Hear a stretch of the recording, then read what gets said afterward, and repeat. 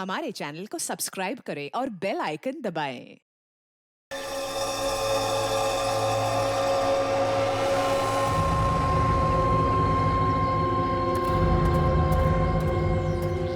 Hello. हाँ हाँ, doctor Roshan बोल रहा हूँ। अरे कुछ इंटर्न्स आने वाले हैं, उनका इंटरव्यू करना है। हाँ हाँ, मैं टाइम से पहुँच जाऊँगा 9:30 बजे तक। उसके बाद जितने भी मरीजों को देखना है ना, उनका लिस्ट तैयार रखना, उनको आराम से बिठाओ। अनन्या प्लीज़ जल्दी से नाश्ता दो, मुझे हॉस्पिटल के लिए देर हो रही है। अरे बाबा ये लो चाय। Thank you. ये रतन क्यों नहीं आया अभी तक? कहाँ जाएगा? कहाँ गया है? पेपर लेने तो गया है ना।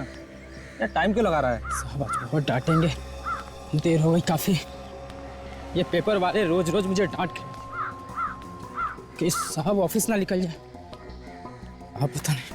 अरे साहब यही आ गए लाट साहब लहराते हुए। आज तो डांट सुनने को मिले। ये लो साहब। पेपर लाने में 1 घंटा लगता है क्या? वो साहब रहने दो ना रुशान, अब जल्दी से अपना फेवरेट कॉलम पढ़ो और निकलो यहाँ से। ओके? हाँ वही ढूंढ रहा हूँ, फेवरेट कॉलम। ये क्या?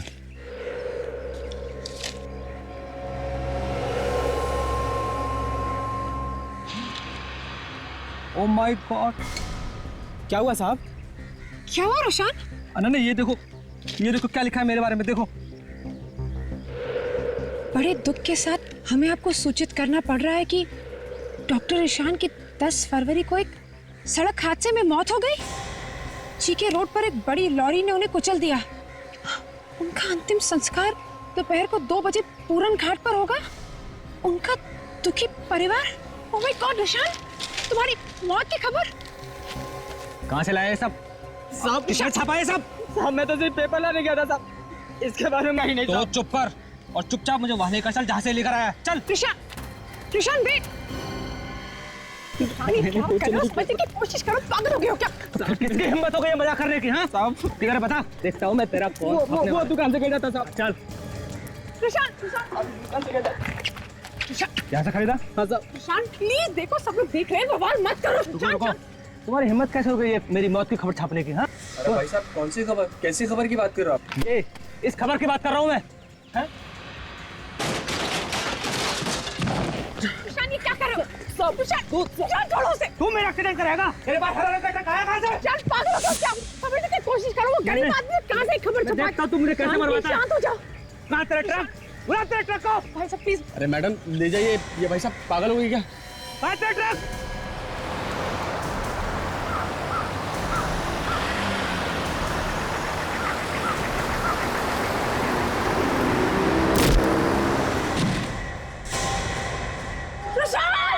देखो मेरी बात ध्यान से सुनो, मेरा बेटा कोई आम आदमी नहीं है। इस साल का सबसे बड़े बिजनेसमैन का अवार्ड उसे मिला है और पार्टी ऐसी होनी चाहिए जैसी आज तक किसी ने देखी ना हो। समझ गए? अच्छा सुनो, तुम अपने पार्टी का इंतजाम करने वाले को मेरे घर भेज दो, मेरा बेटा उसे सब कुछ समझा देगा। ठीक है? ओके। अरे शामू, शामू कहाँ चला गया ये? कभी कभी तो लगता है कि मैं इस घर का नौकर हूं और कब से घंटी बज रही है, तुम लोगों में इसको हिल नहीं रहा है।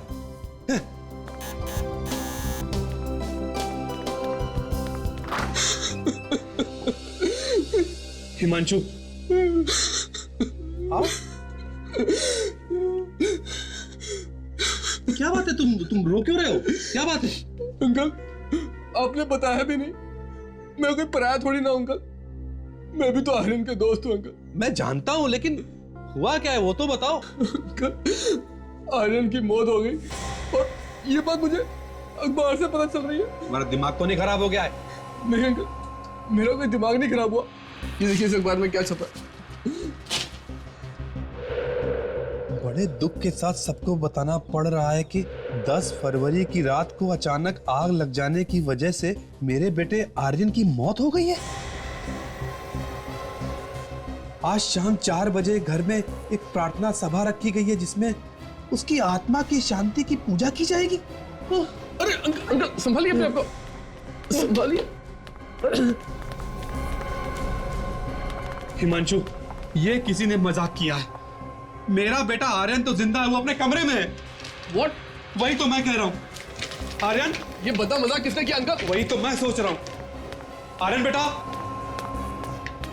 आर्यन बेटा, बेटा दरवाजा खोलो। आर्यन, तुम ठीक तो हो ना?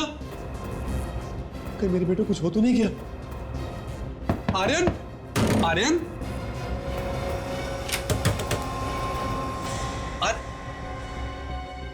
क्या हुआ डैड?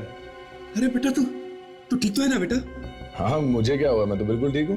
अरे आर्यन, तू तो बिल्कुल ठीक है यार। अरे हिमांशु, तू सुबह सुबह इन सफेद कपड़ों में किसी की मैयत पे जा रहा है या किसी के चौथे से आ रहा है? नहीं नहीं बेटा, ये ना किसी की मैयत पे जा रहा है ना किसी के चौथे से आ रहा है। तो? ये देख, ये हिमांशु जो पेपर लेके आया उसमें तेरे बारे में क्या लिखा है? मेरे बारे में? हाँ तेरे बारे में। ये देखो क्या? ये देख। What nonsense डैड, ये क्या है? अरे ये तो मैं कह रहा हूँ कि ये क्या है। ये पेपर तुम्हें कहाँ से मिला? मैं कोई बात नहीं, मैं पता लगा लूंगा कौन है वो जो मुझे मारना चाहता है। बैठिए आप। अरे अरे आर्यन, आर्यन बेटा,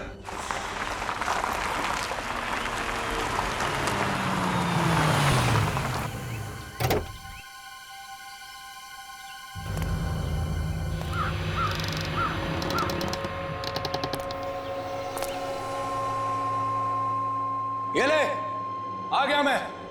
हिम्मत है तो सामने आ, कहां छुप के बैठा है?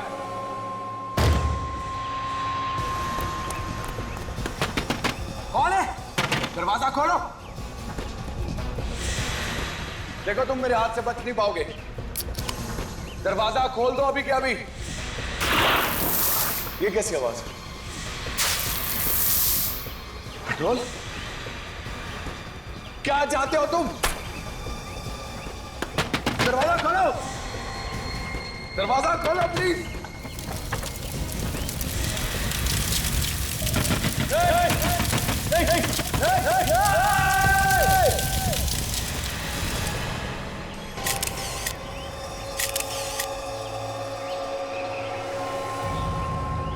सब किसी भी आदमी को गुस्सा आ जाएगा अपनी मौत की खबर देखकर। इसी के बारे में पता करने के लिए हम भागते भागते यहाँ पर आए और यहाँ के क्या? सर वो हरे रंग के ट्रक के बारे में बार बार कह रहे थे। जिस ट्रक से एक्सीडेंट हुआ है वो भी हरे रंग का था क्या? नहीं सर, वो तो लाल रंग का ट्रक था। लाल रंग का ट्रक? और इस मौत की खबर में कहीं पर भी हरे रंग के ट्रक के बारे में लिखा नहीं है। इसके बावजूद भी ये आदमी हरे रंग के ट्रक के बारे में पूछताछ कर रहा था। विवेक, काजल, देखो जरा और भी अखबारों में ये ऐसी मौत की खबर छपी है क्या? चेक करो।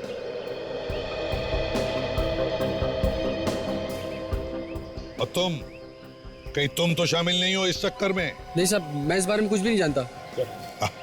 सर ये रास्ता बंद है और ट्रक वाला एक्सीडेंट करने के बाद इसी रास्ते से भागा सर। और कुछ लोगों ने उसका नंबर नोट किया। उसका नंबर है MH04 DD3281।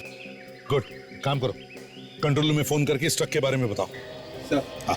किसी भी अखबार में ऐसी कोई खबर नहीं छपी। तो फिर रतन जी बताओ, यही अखबार लेकर तुम डॉक्टर रुशान के पास कैसे गए जिसमें उनकी मौत की खबर छपी है? सर वाकई में मैं कुछ नहीं जानता। सर मुझे लगता है इन दोनों के पेट में बहुत कुछ छुपा है, ठीक से उगल नहीं रहे दोनों। मैं तो दौड़ते हुए यहाँ पे आया और इसे पेपर मांगा, पर इसने पेपर दिया ही नहीं। क्यों नहीं दिया? सर ये पेपर सही करने में व्यस्त था। एक औरत खड़ी थी साहब यहाँ पे, वही पेपर पढ़ रही थी जो साहब पढ़ते थे, उसी ने मुझे पेपर दिया। कौन थी ये औरत? मैं नहीं जानता साहब। तुम जानते हो? नहीं, मैं नहीं जानता। दिखने में कैसी थी औरत? मेरे ख्याल से 25 से 30 साल की उम्र की होगी और उसने साहब बड़ा सा चश्मा पहन रखा था। 25 से 30 साल की उम्र की औरत, बड़ा चश्मा पहने हुए है। हेलो, हाँ इसे भी प्रतिमा। अच्छा, कहाँ पर? ठीक है, हम लोग पहुंचते हैं। अभिजीत, चारकोप में एक फैक्ट्री में आग लगी है जिसमें एक आदमी की मौत हुई है। मैं और काजल हम लोग वहां पर जाते हैं। तब तक तुम लोग यहाँ आसपास इस ट्रक के बारे में देखो, कुछ पता चलता है।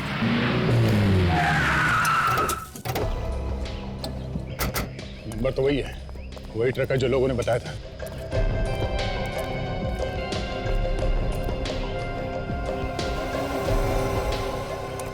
ड्राइवर गायब है। अगर उसने जानबूझ के मारा है तो ट्रक छोड़ के कहां भाग गया? बच के जाएगा कहां, वो पकड़ा तो जाएगा ही।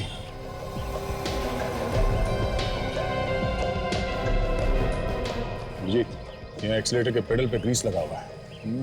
ग्रीस लगा है? हाँ, मतलब खूनी के जूते पे ग्रीस लगा हुआ था। हाँ विवेक, वेरी गुड वेरी गुड। देखो हमें ट्रक भी मिल गया है। अभी तुम कहाँ पे हो? हाँ उसी के आगे थोड़ा आगे आओ। या हमें ट्रक मिल गया और विवेक को ट्रक का मालिक।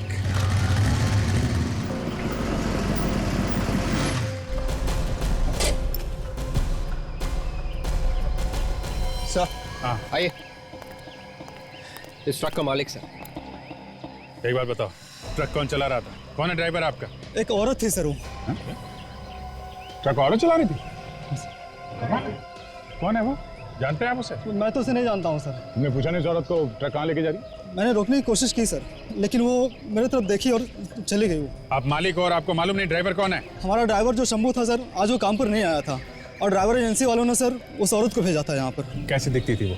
कोई 25-30 साल की वो रही होगी सर, और एक बड़ा सा चश्मा लगा रखी थी सर वो। अभिजीत, कहीं ये वही औरत तो नहीं जिसने रतन को अखबार दिया और डॉक्टर रुशान को कुचल दिया ट्रक से? हो सकता है दया। अब तो ये औरत हाथ आएगी तभी आगे की कहानी पता चलेगी।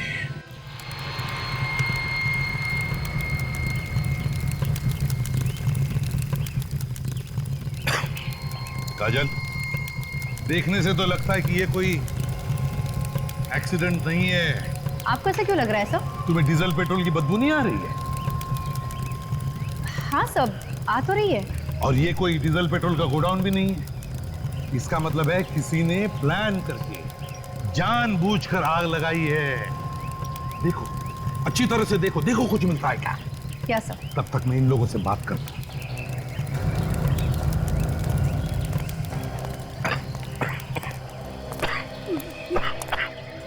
जब ये आग लगी तब तुम कहाँ थे? सर मैं तो रास्ते से जा रहा था, अचानक यहाँ पर देखा तो यहाँ पर आग लगी हुई थी और किसी के चिल्लाने की आवाजें आ रही थी। चिल्लाने की आवाज सुनी तो तुमने बचाने की कोशिश नहीं की? सर मैंने पूरी कोशिश की पर कोई आया ही नहीं। आग पूरी तरह से फैल चुकी थी। मैंने मदद के लिए बुलाया भी लेकिन कोई आया नहीं। फिर? बस ये गाड़ी खड़ी थी यहाँ पर और उस गाड़ी के पेपर्स के जरिए ही मैंने इन लोगों को यहाँ पर बुलाया। इन लोगों को? वैसे आप कौन है? मैं हर्षवर्धन, आर्यन का बेटा। आई एम सॉरी हर्षवर्धन जी। और ये कौन है? ये हिमांशु है, आर्यन का दोस्त। क्या लगता है आपको हर्षवर्धन जी, ये आग लगी कैसे होगी? सर मेरा बेटा इतना कमजोर नहीं था, वो अपने आप को मार नहीं सकता था। ये आग लगाई गई है और उसे मारा गया है सर। किस पर शक है आपको? कोई अंदाजा है किसने किया होगा ये? जिसने पेपर में उसके मरने की खबर दी थी उसी ने किया होगा। पेपर में मौत की खबर छपवाई थी? ये देखिए। माय गॉड, बिल्कुल वैसे ही जैसे डॉक्टर रुशान की मौत की खबर छपी थी। ये पेपर भी उसी कलर का। आप में से कोई डॉक्टर रुशान को जानता है? नहीं सर। ये पेपर कहां से मिला आपको? जब मैं सुबह मॉर्निंग वॉक के लिए पार्क में गया तो वहाँ एक औरत ने मुझे पेपर दिए सर। औरत ने दिया? कौन थी वो औरत? मुझे नहीं पता सर वो कौन थी। अरे, अनजान औरत से आपने पेपर ले लिया ऐसे ही? क्यों? सर उसने कहा कि इस पेपर में तुम्हारे लिए कुछ है तो मैंने पेपर ले लिया सर। दिखने में कैसी थी वो औरत? तकरीबन 25 से 30 साल उम्र रही होगी और हाँ, एक मोटा सा चश्मा लगाया था उसने, बड़ा सा। बड़ी अजीब बात है, रुशान की मौत की खबर भी ऐसे ही पेपर में छपी थी और अब आर्यन की मौत की खबर भी ऐसे ही। कहीं ये दोनों मौतों में कोई संबंध तो नहीं है क्या? ये चक्कर। सर यहाँ आइए।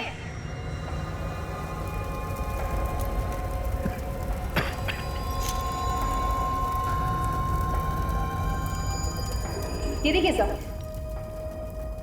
एक्स्ट्रा हड्डी सर। एक और हड्डी?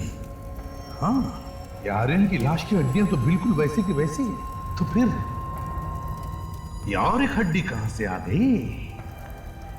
ये हड्डी कहां से आ गई? है कौन ये जिसका कंकाल यहां पर है?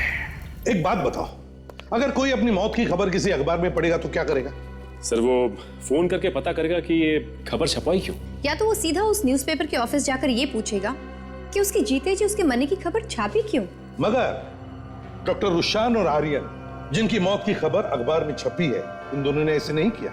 डॉक्टर रुशान ने अपने नौकर की गर्दन पकड़ी और उससे वो अखबार बेचने वाले के पास लेकर गया जहां पर एक ट्रक आया जिसने डॉक्टर रुशान को उड़ा दिया और उसकी मौत हो गई। और सर आर्यन गुस्से में सीधा गोडाउन में गया, जहां जलने से उसकी मौत हो गई। एग्जैक्टली इसीलिए मैं पूछ रहा हूं कि ऐसी खबर पढ़ने के बाद तो किसी के भी दिमाग में 50 सवाल उठने चाहिए कि किसने छापी होगी ये खबर और क्यों छपाई होगी ये खबर। मुझे तो इसमें बहुत बड़ी गड़बड़ लग रही है। कुछ तो गड़बड़ है, बड़ा सोच समझ के बनाया हुआ प्लान है ये। और इन दोनों मौतों में उसी का हाथ है। वो औरत जो वो ट्रक चलाती है, उसी औरत ने डॉक्टर रुशान के नौकर के पास वो अखबार की कॉपी दी जिसमें डॉक्टर रुशान की मौत की खबर छपी थी। और उसी औरत ने आर्यन के दोस्त को भी वो अखबार की कॉपी दी जिसमें आर्यन की मौत की खबर छपी थी। क्यों? हाँ सर, ये दोनों पेपर्स इन्हीं दोनों को क्यों दिए? एग्जैक्टली इसका मतलब है कि डॉक्टर रुशान और आर्यन के बीच कोई ना कोई कनेक्शन जरूर है सर। है सर, अविक, दोनों न्यूज़पेपर्स देख के एक बात पता चली है सर। क्या? जहाँ पे मरने की खबर छपी है वहां पे इंक स्याही थोड़ी फैली हुई है सर। ये देखिए, पूरे पेपर में और कहीं पे भी इंक नहीं फैली हुई है। हाँ, उन्हीं जगहों पर जहां पर ये मौत की खबरें छपी हैं। से दोनों खबरें एक ही प्रिंटिंग प्रेस में छपी है सर। दोनों खबरों में लिखावट या फॉन्ट स्टाइल एक जैसी ही है सर। हाँ सर, और ये फॉन्ट आजकल के अखबारों में बिल्कुल इस्तेमाल नहीं किया जाता, काफी पुराना फॉन्ट है। हाँ फ्रेडी, अगर ये फॉन्ट पुराना है तो टाइप भी पुराना होगा, और अगर टाइप पुराना होगा तो वो मशीन भी पुरानी होगी, और जहां पर ये प्रिंटिंग मशीन है वो प्रिंटिंग प्रेस भी पुरानी होगी।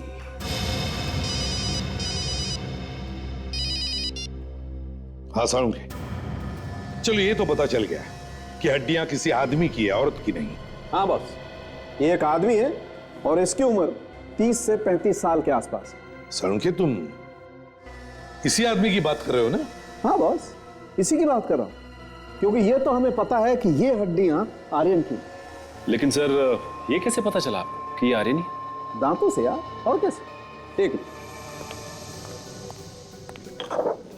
ये वाला एक्सरे इसके दांतों का मैंने घर से मंगवाया, और ये वाला एक्सरे मैंने यहां पर लिया। ये दोनों दांतों के एक्सरे एक जैसे हैं, मैच करते हैं। इसका मतलब साफ है बॉस, ये आदमी आर्यन ही है। तो कहीं ऐसा तो नहीं कि आर्यन इस आदमी से मिलने गया हो, वहां पर किसी ने आग लगा दी और दोनों उसी आग में जलकर मर गए? नहीं बॉस, ऐसा नहीं हो सकता है, क्योंकि इस आदमी को आर्यन से मुलाकात का वक्त ही नहीं मिला होगा, क्योंकि इसकी मौत आर्यन की मौत से लगभग 4 से 5 साल पहले हो चुकी। 4-5 साल पहले? बिल्कुल। इसकी हड्डियां देखो, काफी ब्रिटिल है, जगह जगह से टूट फूट भी गई। मतलब जब आग लगी ये आदमी पहले ही मरा हुआ था। एग्जैक्टली कहा जाए, ये आदमी मरा हुआ भी था और जला हुआ भी था। दरअसल इस बेचारे की जिंदगी में जलने के अलावा और कुछ नहीं था। मौत तो इसकी तभी हो गई थी जब ये पहली बार जला था, दूसरी बार तो सिर्फ इसकी हड्डियां जली। मतलब इस जगह पर 2 बार आग लगी थी। इसका चेहरा तो बना सकते हो ना सारुंगे? नहीं बॉस, मुश्किल है। क्यों? इसकी खोपड़ी की हड्डियां देखो, काफी टूट गई हैं। और एक बात और, इसकी खोपड़ी की हड्डी को देखने से पता चलता है कि इस आदमी के मुंह पर किसी भारी चीज से वार किया गया। इसका मतलब इसका किसी ने खून किया था? बिल्कुल सर। हाँ तारिका। सर, ट्रक के अंदर से जो जूते का निशान मिला है आप लोगों को, और उसमें जो मिट्टी लगी हुई थी, इस मिट्टी में हमें इंक मिली है। स्याही जो न्यूज़पेपर छपने में काम आती है? हाँ सर। न्यूज़पेपर, इस रुशान और आर्यन की मौत की कहानी की शुरुआत भी तो न्यूज़पेपर से हुई है, ऑबिट्यूरी में से। तो सर, ये न्यूज़पेपर में खबर अलग से छापी गई थी। इसका मतलब ये लड़की जो ट्रक चला रही थी वो किसी ऐसी जगह पे गई होगी जहां पे अखबार छापा जाता है। सब कोई प्रिंटिंग प्रेस। हाँ, प्रिंटिंग प्रेस। और तो और ये औरत या तो उस खूनी से मिली है या फिर खुद खूनी है। और सर, इस मिट्टी में से हमें पेट्रोल और डीजल भी मिला है। पेट्रोल और डीजल मिला है? हाँ। एक साथ? एक साथ। ओह, स्याही न्यूज़पेपर छपवाने के काम में आती है। प्रिंटिंग प्रेस, पेट्रोल और डीजल एक साथ, petrol pump, garage, printing press. शहर में जरूर कोई ऐसा प्रिंटिंग प्रेस है, एक पुराना प्रिंटिंग प्रेस जिसके आसपास कोई पेट्रोल पंप या गराज है। और सर, ये जो आग लगी थी दो बार, सचिन, आग का मामला छुप नहीं सकता। जरूर आसपास के पुलिस स्टेशन में रिपोर्ट लिखवाई गई हो। पता लगाओ ये कौन सा पुलिस स्टेशन है। सर। हेलो, कहां पर? तो ठीक है, आप वहीं पर रुके रहो। सर मुझे बचा लीजिए सर। सर मेरी किस्मत अच्छी थी कि मैं बच गया सर। ये देखिए सर। हमें बताते हुए बहुत दुख होता है कि मिस्टर संजीत, जो पेशे से वकील थे, उन्हें दिन दहाड़े किसी ने गोली मारकर हत्या कर दी। उनका क्रियाक्रम आज सिटी शमशान में है। उनका दुखी परिवार। ये तुम संजीत हो? हाँ सर। सर मेरे जीते जी कोई मेरी मौत की खबर छाप रहा है सर। यार ये तो बिल्कुल आर्यन और डॉक्टर रुशान की जैसी हुआ। डैम इट, ये गोली कब मारी? सर मैं अखबार के ऑफिस में गया था सर, पता लगाने के लिए ये गंदा मजाक किसने किया है। वहां पे किसी ने मुझे गोली मारी सर। किस्मत वाला है सर जो ये बच गया, वरना बाकी के दो तो ऊपर ही चले गए थे जिनको ये अखबार मिला है। हाँ, अच्छा तुम आर्यन और डॉक्टर रुशान को जानते हो? नहीं सर। अच्छा तुम्हारा कोई दुश्मन है हाँ जिसने ये किया होगा? नहीं सर, कोई नहीं। विक, जल्दी से इसे हॉस्पिटल ले जाओ, बहुत खून बह रहा है। संजीत घबरा मत, कुछ नहीं होगा तुम्हें। इस डॉक्टर रुशान के हॉस्पिटल में जाके पता लगाओ कौन कौन मिलने आता था उसे। और इस आर्यन के ऑफिस में भी जाओ और देखो क्या उसकी किसी के साथ दुश्मनी थी या कोई झगड़ा था क्या। सीआईडी ब्यूरो, क्या पता चल गया? क्या एड्रेस है वहां का? हाँ, fine, thank you sir. Printing press का पता चल गया सर, जो गैराज के पास है और काफी दिनों से बंद पड़ी है सर, अंधेरी ईस्ट में है। क्या डॉक्टर रुशान का खून हुआ है? जी हाँ। मगर सर हमें तो पता चला था कि एक्सीडेंट में उनकी मौत हुई है। वो एक्सीडेंट नहीं था, सिर्फ खून करने के लिए एक्सीडेंट किया गया था। उनकी किसी के साथ कोई दुश्मनी थी, शायद उसके दिल में कोई पुरानी लड़ाई झगड़े की यादें रह गई होगी, तभी तो इतना बड़ा कदम उठाएगा। सर हम लोग 2006 से उनके साथ काम कर रहे थे और जब से उन्होंने अपना बिजनेस यहाँ पर खोला था तब से लेकर आज तक उन्होंने अपने अमेरिका के बिजनेस के बारे में हमें कुछ भी नहीं बताया। सर मुझे तो नहीं लगता कि उनका अमेरिका में कोई बिजनेस होगा। तुम्हें ऐसा क्यों लगता है? क्योंकि जब भी अमेरिका से कोई ऑर्डर आता था तो उनके चेहरे का रंग उड़ जाता था और वो साफ मना कर देते।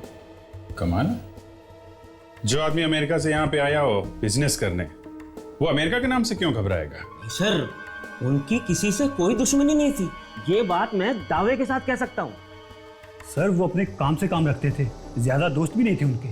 डॉक्टर साहब, एक खून हुआ है, खून, और बिना बात के कोई खून नहीं करेगा, कुछ तो हुआ है। ऐसा तो उन्होंने कुछ बताया नहीं हमें। ये डॉक्टर रुशान कब से काम करते थे यहाँ पे? 2006 से काम कर रहे थे सर। अमेरिका से आने के बाद उन्होंने हमारा अस्पताल ही ज्वाइन किया था। वो अमेरिका से आए थे? हाँ सर, डॉक्टर रुशान एनआरआई थे और वो हार्ट के बहुत ही अच्छे सर्जन थे, दिल के डॉक्टर। एनआरआई थे और दिल के डॉक्टर भी थे? हाँ सर।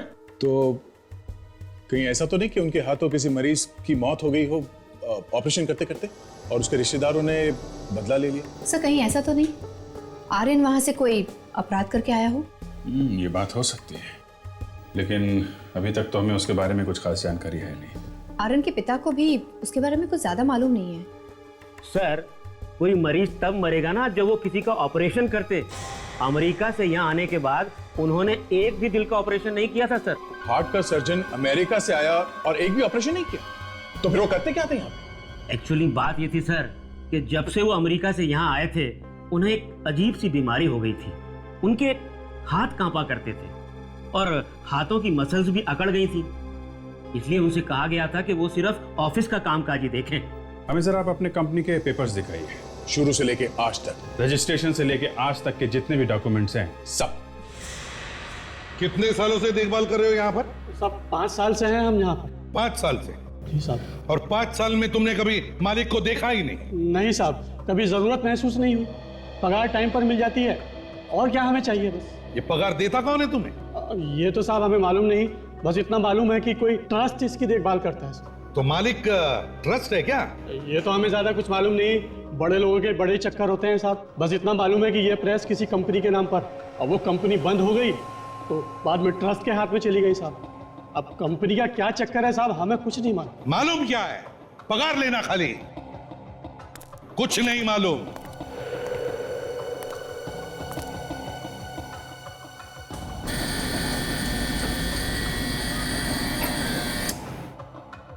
ये क्या है? ये मशीन तो चालू है। तुम तो कह रहे थे कि यहां सब कुछ बंद है, क्यों? हमें मालूम नहीं साहब, हमने तो कभी हाथ भी नहीं लगाया। सर हाँ फ्रेड, ये देखिए, पुराना पेपर मिला है, ट्रस्ट के नाम पे, और इस पे जो दस्तखत की गई है वो डॉक्टर गुरशान की है। एक काम करो, देख मशीन में पेपर डाल के देख, प्रिंट आउट निकालते हैं। मशीन ऑन करो। हाँ सर।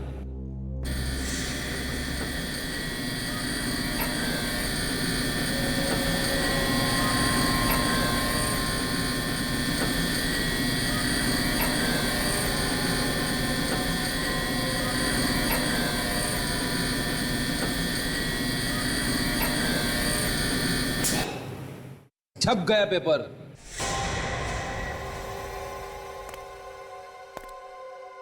माय गॉड फ्रेडी, ये तो बिल्कुल वैसा ही फॉन्ट है, पुराना फॉन्ट। और ये देखो, स्याही भी फैली हुई है, तो बिल्कुल वैसा ही फॉन्ट है जैसे उस मौत की खबर में छपी हुई थी उस अखबारों में। हाँ सर। और फ्रेडी, यहाँ दस्तखत डॉक्टर रुशान की है, तो कहीं ऐसा तो नहीं कि ये प्रेस का मालिक डॉक्टर रुशान ही है? हो सकता है सर। एक बात बताओ, ये प्रेस बंद क्यों है? सब हमें कुछ मालूम नहीं है साहब, बस इतना जानते हैं कि यहाँ के मालिक यहाँ से सब कुछ बेच के कहीं बाहर गांव चले गए साहब, और वहां पे कोई नया धंधा जमा लिया है साहब, बस। तुम्हें कुछ भी नहीं मालूम? अच्छा, ये पता है किसी को देखा है तुमने यहाँ पर आते हुए? किसी औरत को 25-30 साल के बीच में, जो जाड़े जाड़े ग्लासेस पहनती है? याद करके बताओ। नहीं साहब, हमारे रहते यहाँ कोई नहीं आया साहब, किसी की हिम्मत ही नहीं है साहब यहाँ आने की। किसी की हिम्मत ही नहीं आई? जी सर। चलो जाओ यहां से, कुछ मालूम नहीं, पगार लेना जानते हो। अगर डॉक्टर रुशान इस प्रेस का मालिक है, तो क्या डॉक्टर रुशान ने खुद की मौत की खबर छपवाकर अपने आप को भेज दी? वो औरत कौन है जिसने वो दोनों अखबार डॉक्टर रुशान और आर्यन को भेज दिए, जिसमें उनकी मौत की खबर छपी थी? डॉक्टर रुशान और आर्यन दोनों एनआरआई थे, दोनों एक ही साल इंडिया आए थे। एक सर्जन था और एक बिजनेसमैन। हाँ सर, ये दोनों के दोनों 2006 में इंडिया आए थे सर। और डॉक्टर रुशान ये एक हार्ट सर्जन थे, लेकिन उसने कभी भी कोई सर्जरी नहीं की सर, किसी का भी दिल खोल के नहीं देखा सर। हार्ट सर्जन था और एक भी हार्ट सर्जरी नहीं? हाँ सर। सर उसका कहना था कि उसके हाथ में कुछ प्रॉब्लम है। ओह, हाथ में प्रॉब्लम था। अच्छा, और ये आर्यन? ये आर्यन अमेरिका से आया था सर, ये एक बिजनेसमैन था, कोई भी ऑर्डर्स नहीं लेता था। कोई भी इंटरनेशनल ऑर्डर नहीं लेता था? क्यों? पता नहीं सर, लेकिन इसने कभी कोई ऑर्डर नहीं लिया सर। बड़ी अजीब बात है, एक हार्ट सर्जन है जिसने एक भी सर्जरी नहीं की, और दूसरा एक बिजनेसमैन है जो इंटरनेशनल ऑर्डर लेने से घबराता था। दोनों के बारे में ये चक्कर क्या है? एक काम करो, जिस यूनिवर्सिटी से डॉक्टर रुशान ने मेडिकल की डिग्री पाई है, उस यूनिवर्सिटी से पता लगा क्या वाकई इस रुशान ने मेडिकल की डिग्री वहां पे पढ़ाई करके पाई है क्या? पता चल गया सर, डॉक्टर रुशान के बारे में पता चल गया। क्या पता चला? ये देखिए सर, असली डॉक्टर रुशान नहीं है। वो फोटो किसी और का है। हाँ सर, रिकॉर्ड्स में तो ये डॉक्टर रुशान ही दिख रहा है सर। इसका मतलब है सचिन, जिसका खून हुआ था, वो डॉक्टर रुशान नहीं था, वो कोई और ही था जो डॉक्टर रुशान बनकर रह रहा था। सर, पुलिस रिपोर्ट से पता चला है कि जिस गोडाउन में आर्यन जल के मरा था, उसी गोडाउन में 2006 में भी आग लगी थी। 2006 में? पता चला कैसे आग लगी थी? सर रात का वक्त था, बारिश का मौसम था, अचानक बिजली कड़की और आग लग गई। अचानक बिजली कड़कने से आग लगी थी? ये रिपोर्ट किसने लिखवाई थी? सर गोडाउन के पास में एक गेस्ट हाउस है, वहां के लोगों ने ये सब देखा और रिपोर्ट कर दी। ओह, तो फिर इस गोडाउन के पास में जो गेस्ट हाउस है वहां पे जाकर पता लगाना पड़ेगा कि क्या उस आग में कोई मरा भी था या नहीं।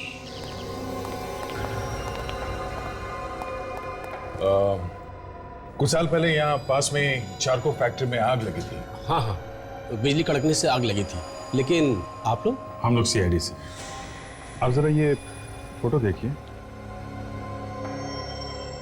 जिस समय आग लगी थी तो क्या ये तीनों लोग यहाँ पे आपके इस गेस्ट हाउस में ठहरे थे क्या? ये डॉक्टर रुशान है, एनआरआई डॉक्टर। ये संजीत वकील, और ये है आर्यन बिजनेसमैन।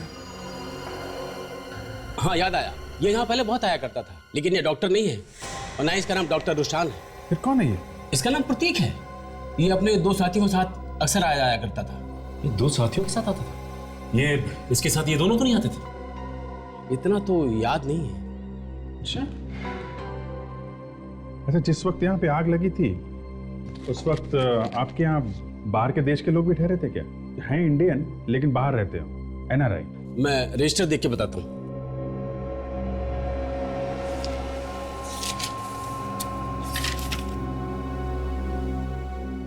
ये देखिए, ये 3 एनआरआई उस वक्त यहाँ ठहरे हुए थे, शायद अमेरिका से आए थे। डॉक्टर रुशान, आर्यन और संजीत। जब आग लगी थी उस वक्त असली डॉक्टर रुशान, संजीत और आर्यन यहाँ ठहरे थे, और उसी वक्त ये नकली डॉक्टर रुशान मतलब प्रतीक, वो भी यहाँ ठहरा था अपने 2 साथियों के साथ। काजल, मुझे तो लगता है ये तीनों चोर होंगे, नाम बदल के रह रहे होंगे। सर अगर ये तीनों चोर हैं तो इनकी फोटोग्राफ्स वगैरह हमारे रिकॉर्ड्स में जरूर होगी। हाँ, क्यों नहीं? मुझे तो धक्का लगा है सर, ये सुनकर कि मेरा रुशान असली रुशान नहीं था। धक्का तो हमें भी लगा था, लेकिन आप तो शादी करने निकली थी उसके साथ। जी हाँ सर, बच गई मैं। हाँ, बच तो गई, लेकिन उसके बारे में काफी कुछ जानती होगी। नहीं सर, मैं उसके बारे में कुछ ज्यादा नहीं जानती। तो क्या बिना जाने उससे शादी करने निकली थी? सर मैं तो अभी मिली थी उससे 6 महीने पहले। उसने बताया कि इस दुनिया में उसका कोई भी नहीं है। जितना उसने बताया मुझे बस उतना ही पता है। उसका कोई दोस्त था जिसके बारे में तुम जानती हो? हॉस्पिटल स्टाफ के अलावा तो उसका और कोई भी दोस्त नहीं था। चलो कोई बात नहीं। और आप हर्षवर्धन जी, आर्यन के बारे में क्या जानते हैं? मैं तो खुद हैरान हूं जब से आप लोगों से पता चला है कि आर्यन मेरा बेटा नहीं बल्कि कोई और था। मतलब आप दोनों भी अंधेरे में थे? ये क्या है? ओहो, तो ये बात है। सर आप रेडी? ये देखिए सर,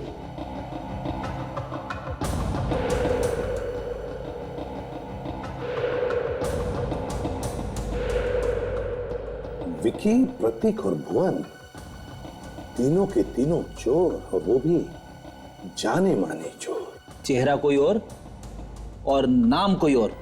1 मिनट, विकी के पिता का नाम, ओह अब आया समझ में। आर्यन के पिता हर्षवर्धन, तुम्हारा बेटा एक चोर था, चोर। और तुम भी। What nonsense. हाँ, तुम भी। तुम एक भाड़े के बाप हो, भाड़े के। विकी के पिता का नाम प्रताप था, हर्षवर्धन नहीं, समझे? बताओ क्यों किया तुमने? क्यों किया? जल्दी बताओ। आई एम सॉरी सर, मुझे माफ कर दीजिए। मुझे इस काम के लिए पैसे दिए गए थे। पैसों की।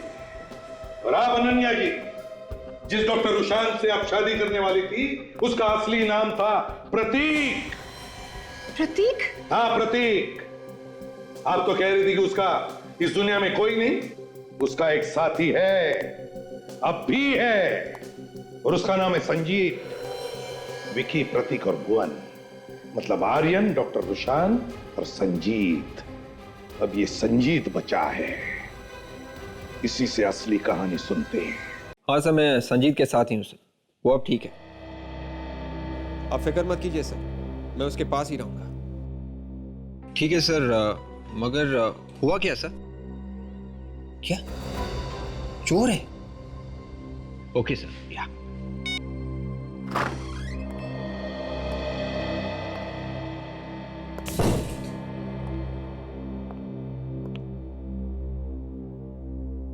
कुछ पता चला सर मुझ पर हमला किसने किया था? नहीं, अभी तक तो नहीं, लेकिन बहुत जल्दी पता चलने वाला। ठीक है सर, पता चल जाएगा तो मुझे बता देना। मैं अभी ठीक हूँ, मैं घर जा रहा हूँ सर। नहीं नहीं, तुम अभी तक ठीक नहीं हो। अगर तुम्हें कुछ हो गया ना तो मेरे ऊपर मुसीबत आ जाएगी। चलो अब चुपचाप ले जाओ। नहीं सर, मुझे घर जाना है। नहीं, तुम कहीं नहीं जा सकते। क्यों नहीं जा सकता मैं घर? क्योंकि तुम्हारी जगह यहाँ नहीं, कहीं और है। क्या मतलब? मतलब संजीत और भुवन, तुम एक चोर हो और संजीत के नाम से रह रहे हो, समझे? बताओ अब असली कहानी क्या है? कौन भुवन? मैं किसी भुवन को नहीं जानता, मेरा नाम संजीत है। संजीत वंजीत अब भूल जाओ, समझे? अब सच बोलने का टाइम आ गया। क्या हुआ था वहां हाईवे गेस्ट हाउस में? Guest house? कौन सा गेस्ट हाउस? ये कौन सी जगह है? ये अच्छी जगह नहीं है। कुछ हुआ था वहां पे। लेकिन आप ये सब मुझसे क्यों पूछ रहे?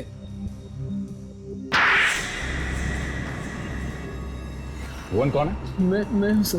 और क्या हुआ था उस रात वहां? मुझे तो बहुत खुशी हो रही है, आप तीनों भी दोस्त और हम तीनों भी। एक्चुअली ऐसा बहुत कम होता है कि एक जैसे ख्यालों के लोग मिले। भाई बात तो आपकी बिल्कुल सही है, लेकिन हम लोग तो अभी भी दोस्त बने हैं। आप तीनों को देखकर ऐसा लग रहा है कि आप लोग बहुत पुराने दोस्त। पुराने? अजी ये कहिए लंगोटिया यार है, वो भी बचपन से।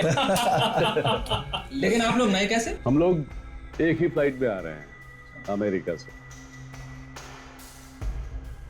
आपने बताया नहीं आप करते क्या? मैं एक बिजनेसमैन हूँ, यहाँ पर अपना नया बिजनेस शुरू करना चाहता हूँ, पर हम तीनों यहाँ पर नए हैं तो कोई हमें जानता नहीं।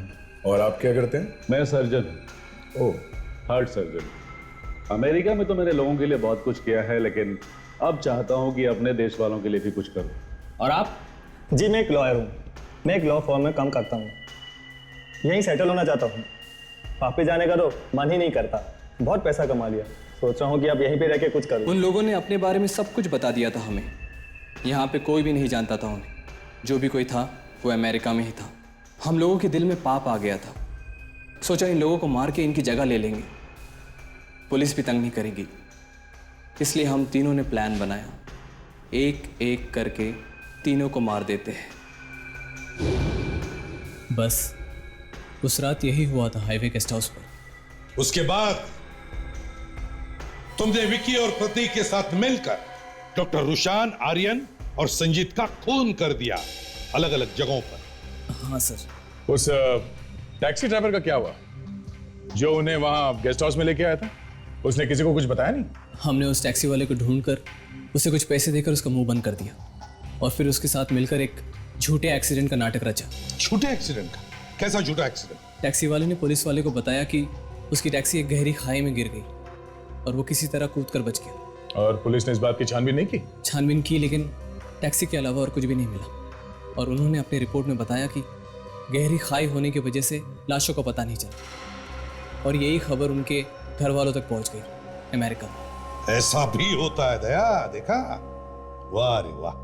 तो फिर सर वो कौन है जिसने डॉक्टर रुशान यानी प्रतीक और आर्यन मतलब विकी, इन दोनों का खून किया और इसे जान से मारने की कोशिश की? जरूर उन तीनों में से किसी का रिश्तेदार है जो इन तीनों की करतूतों को जानता है। मगर सर वो है कौन, ये कैसे पता चलेगा? काजल, डॉक्टर रुशान की एक प्रिंटिंग प्रेस है ना, बंद पड़ी हुई? हाँ सर। इसका मतलब है सर वो जो कोई भी है वो डॉक्टर रुशान के आसपास का कोई आदमी है जिसे ये मालूम है कि डॉक्टर रुशान की एक प्रिंटिंग प्रेस है जो बंद पड़ी है, और उसे ये भी मालूम है कि तीनों जब कोई अखबार उठाते हैं तो सबसे पहला पेज कौन सा पढ़ते हैं। एग्जैक्टली। और उसे ये भी मालूम है कि ये खून इन तीनों ने ही किए हैं। सर हम लोग तो सिर्फ एक ही बार मिले थे, वो भी अचानक, और खून के बारे में तो हमने किसी से बातचीत नहीं की थी। कब मिले थे? एक चैरिटी फंक्शन में। तो शायद वहीं पर किसी को शक हुआ होगा तुम पर। पर सर वहां तो बहुत सारे लोग थे। वहां पे बहुत सारे लोग थे, तो फिर उन बहुत सारे लोगों को एक खत लिख दो कि तुम जानते हो विकी और प्रतीक का खूनी कौन है, और अगर वो चाहते हैं कि तुम अपना मुंह बंद रखो, सीआईडी वालों को ना बताओ, तो वो तुमसे आकर वहां पर मिले जहां पर मौत की खबरें छापी जाती थी, डॉक्टर रुशान के प्रिंटिंग प्रेस पर।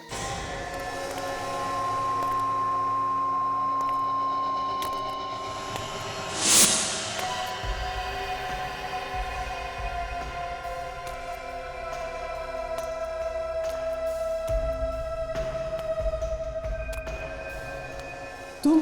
हाँ, मैं। खुशी हुई मुझे देखकर या नहीं? तुम मुझे क्यों मारना चाहती हो? अपना हिसाब बराबर करने के लिए। कौन सा हिसाब? तुमने और तुम्हारे दोस्तों ने मिलकर मेरे होने वाले पति डॉक्टर रुशान को मारा था, और वो प्रतीक डॉक्टर रुशान बनकर घूम रहा था। पर तुम प्रतीक को तो मार ही चुकी हो, और मेरे पीछे क्यों पड़ी हो? और तुम्हारा बदला तो पूरा हो गया। नहीं, मेरा बदला तो अब पूरा होगा जब मैं तुझे तेरे दोस्तों के पास पहुंचा दूंगी। प्लीज।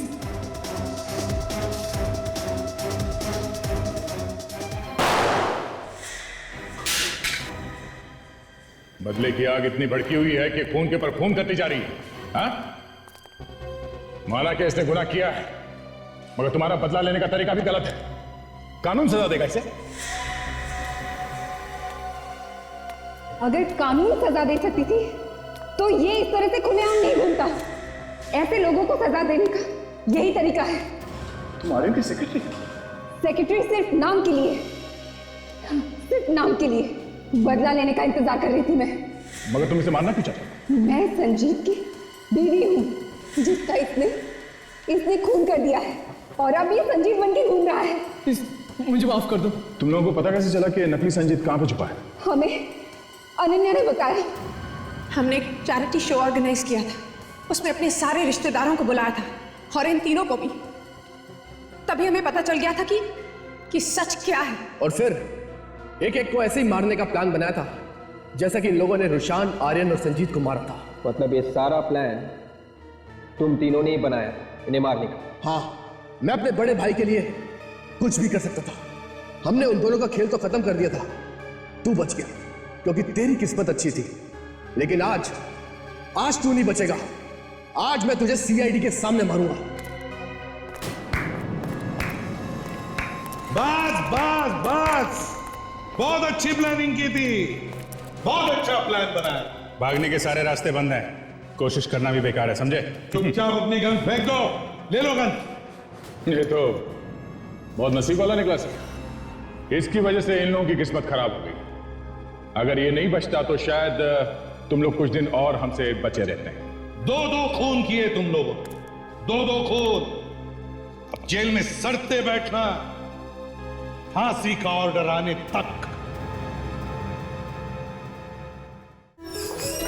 भार्गव, ये जरा ध्यान से देखिए, सिर्फ आपके लिए बनी है ये चीज। थोड़ी महंगी जरूर है, लेकिन इस बात का आपको यकीन दिलाता हूँ कि जिस महफिल में आप पहन के जाएंगी, सारी नजरें आप पर होंगी।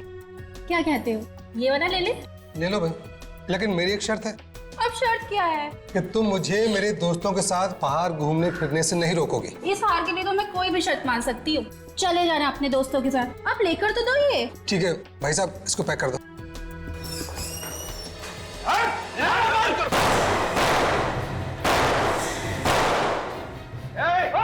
होशियार नहीं, क्या कह रहे भाई साहब? हम लोग बाराती हैं, लेके लेने आए हैं। गोली मत चलाइए भाई साहब। जल्दी कर। फटाफट माल बाहर। कोई नहीं लगा, चल। खबरदार, एक भी जेवर नहीं ले जाने दूंगा तुझे। गन नीचे कर। तू कर। गन नीचे कर, वरना तुझे ऊपर पहुंचा दूंगा। गन मेरे पास भी है। चला दे वाली। चल नीचे कर, नीचे कर। चल नीचे कर, मार दे वाली।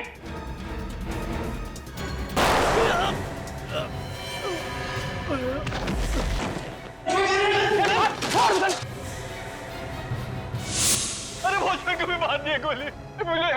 एम्बुलेंस बुलाओ तुम, एम्बुलेंस। मैं सीआईडी को फोन किया था। आप लोग पीछे। सीआईडी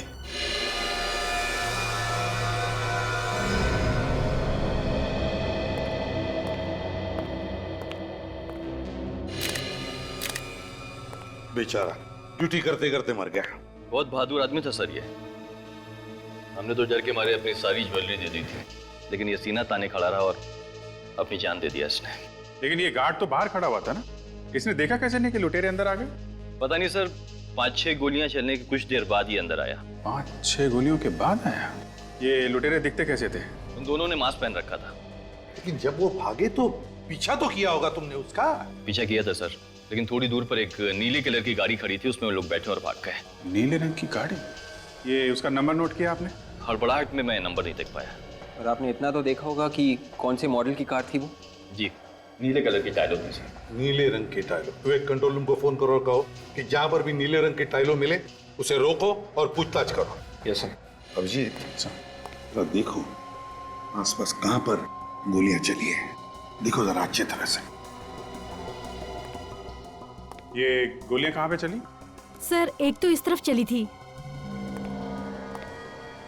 हाँ काजल? सर गोली आर पार निकल गई है।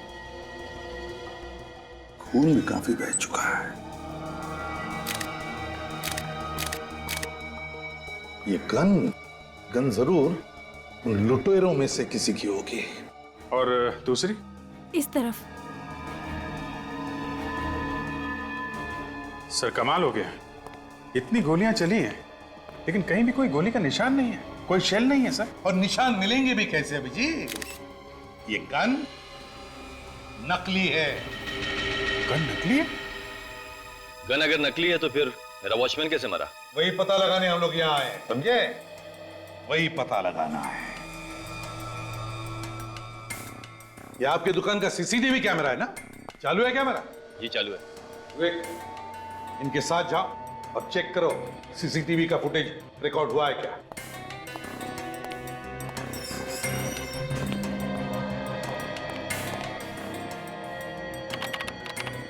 अब देखते हैं अभिजीत, इस नकली गन से ये सिक्योरिटी गार्ड मरा कैसे।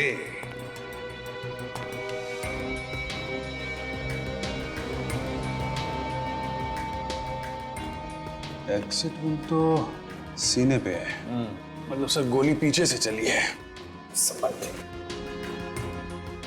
सर एक बात नोटिस की आपने, पीठ पे गोली ऊपर की तरफ है और ये एग्जिट वन सीने पे नीचे की तरफ है। सर गोली ऊपर से नीचे की तरफ आई है।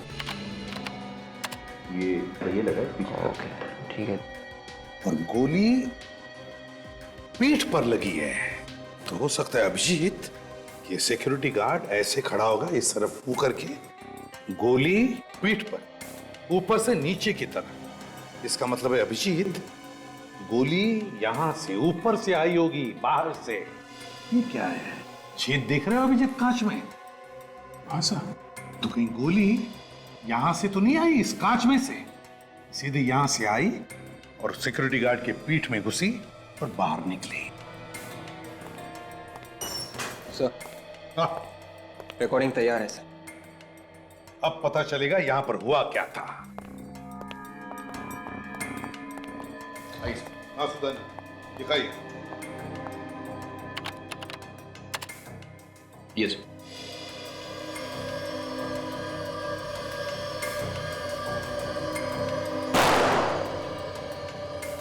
गोलियां तो लुटेरे ने अंधाधुंध चलाई है सर।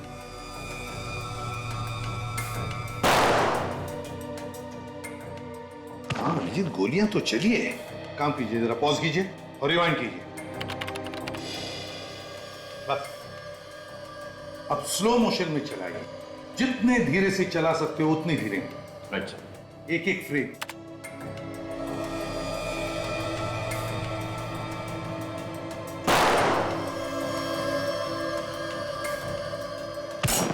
एक मिनट पॉज करो। ये देखो अभिजीत, उस लुटेरे के गन में से गोली चलने से पहले ही कुछ एक आधा सेकंड या 1 सेकंड ये सिक्योरिटी गार्ड गिरने लगा। देखो। यस सर, मतलब साफ है सर कि गोली बाहर से ही चली है। लेकिन गोली बाहर से चलेगी कैसे? लुटेरे तो मेरी शॉप के अंदर थे। ये भी हो सकता है सुदन जी की लुटेरों का कोई पार्टनर बाहर हो और उसने बाहर से गोली मार दी इसे। मगर सर अगर इन लुटेरों के पार्टनर के पास असली गन थी तो फिर ये लोग नकली गन लेके क्यों आए दुकान लूटने के लिए? हाँ विवेक, उसका भी पता लगा लेंगे।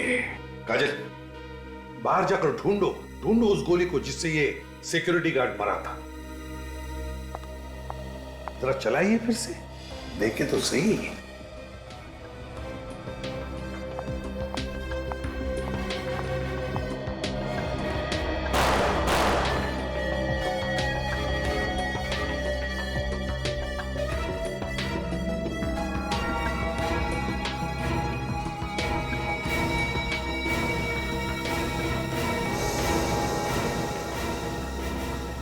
सही ये रही साहब, वो असली गोली वहां कोने में शोकेस के नीचे जाकर अटक गई थी। ये तो लंबी गोली है अभिजीत, लगता है किसी राइफल की गोली है। सुदान जी, आपके दुकान में चोरी हुई है, आपके सिक्योरिटी गार्ड का खून हुआ है, इसलिए जब तक हमारी तहकीकात पूरी नहीं होती आपका दुकान हम बंद कर रहे हैं। लेकिन एसीपी साहब, मेरा धंधा तो चौपट हो जाएगा पूरा। आई एम सॉरी सुदान जी। अभिजीत, चलकर उस सामने वाली बिल्डिंग के छत पर देखते हैं। देखो फिर से पूछ रहा हूँ, सही सही जवाब चाहिए मुझे।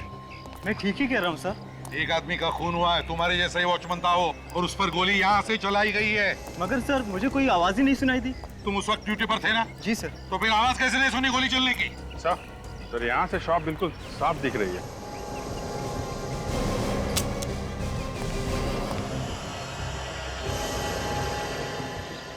यहाँ से पक्का निशाना लगाया जा सकता है।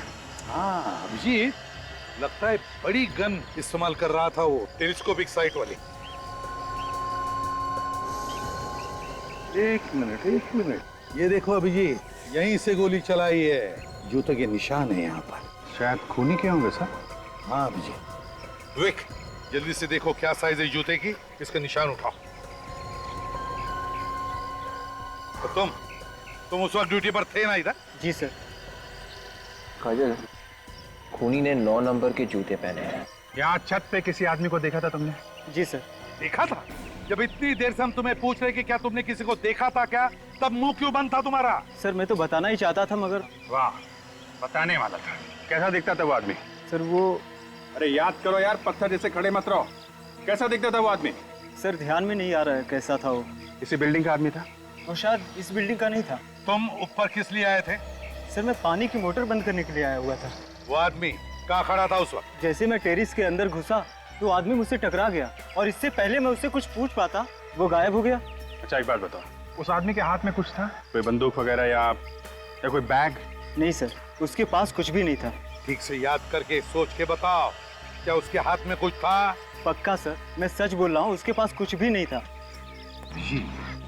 अगर उसने लंबी टेलीस्कोप साइट वाली गन वापरी होगी तो बैग भी तो होनी चाहिए गन रखने के लिए। या तो उसने वो बैग और गन कहीं पर फेंक दी होगी, या फिर यहाँ कहीं टेरेस पर छुपाई होगी। ढूंढते हैं इस टेरेस पर अच्छी तरह से। एक कोना छान मारो, देखो।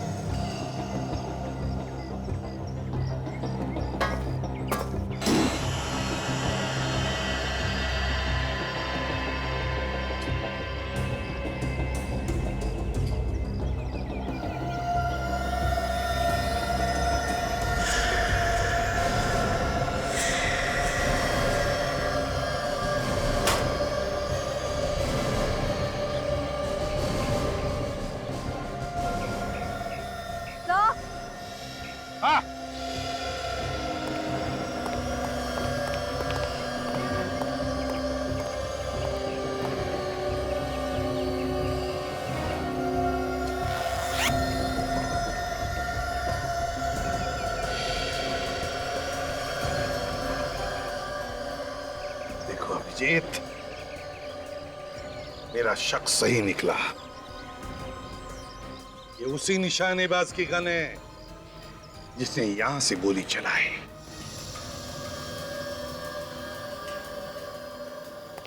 आज लैब काफी सुनी सुनी है। सीधे सीधे पूछ लो ना भाई, डॉक्टर तारिका कहाँ है? नहीं वो मतलब नहीं था मेरा। मैं ये कह रहा हूँ कि आपको कुछ पता चला क्या?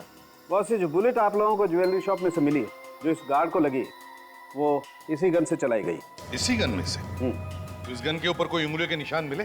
नहीं, बस गन पर उंगलियों के निशान तो नहीं मिले।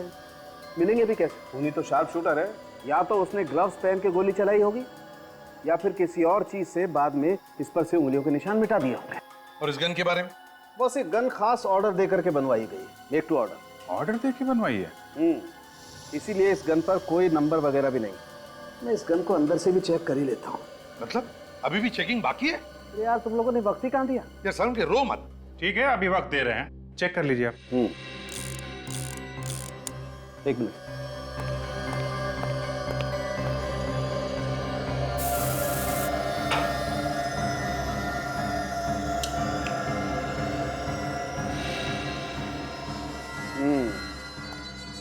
ये देखो बॉस, यहाँ पर वो खूनी चूक गया, यहाँ पर से वो अपनी उंगलियों के निशान मिटाना भूल गया।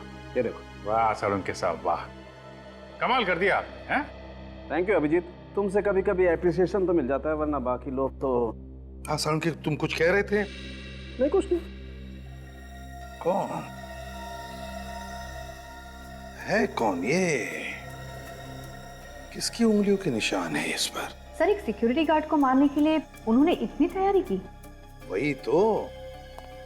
वही तो समझ में नहीं आ रहा है कि एक सिक्योरिटी गार्ड को मारने के लिए इतनी सारी प्लानिंग क्यों? कुछ तो गड़बड़ है। हेलो, लुटेरों की गाड़ी मिल गई? कहाँ पे?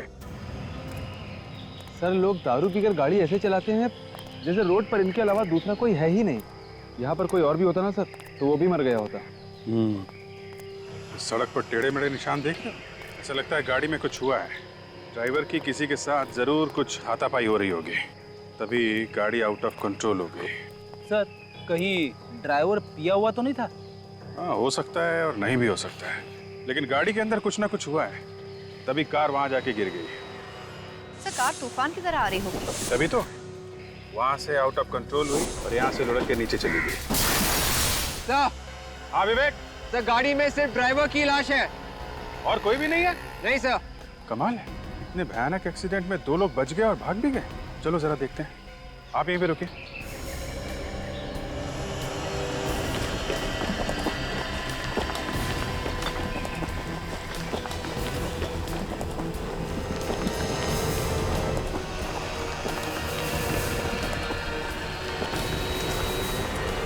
ये आदमी यहाँ अकेले और इसके बाकी के 2 साथी यहाँ से भाग के चले गए।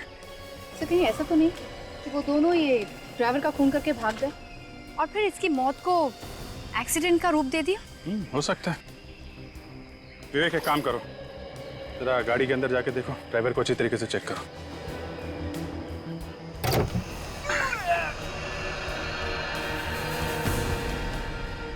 संभाल के। ऐसा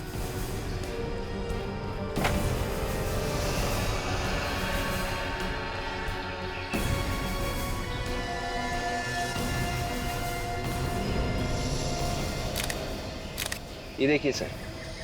हाँ वे? सिर के पीछे भी एक घाव है सर इसके। इसका मतलब पीछे से मारा है किसी ने। काजल तुम ठीक कह रही थी, किसी ने पीछे से इस पे वार किया है।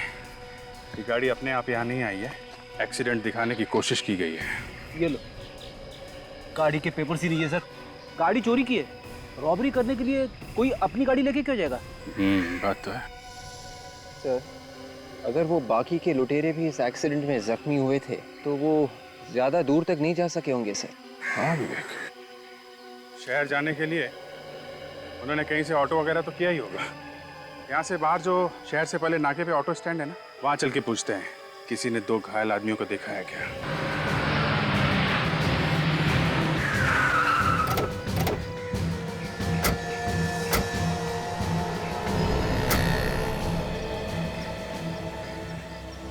आप लोग मीटर पे करने आए हैं? हाँ ठीक तो है ना मीटर? बेईमानी का पैसा किसी को हाजिर नहीं होता, समझे? हम लोग CID से हैं। 12:30 से 1 बजे के बीच में यहाँ 2 लोग आए थे क्या, जिन्हें चोट लगी हुई हो? हाँ साहब, पर मैं तो किसी चक्कर में नहीं फंस जाऊंगा ना? नहीं नहीं, ऐसा कुछ नहीं होगा।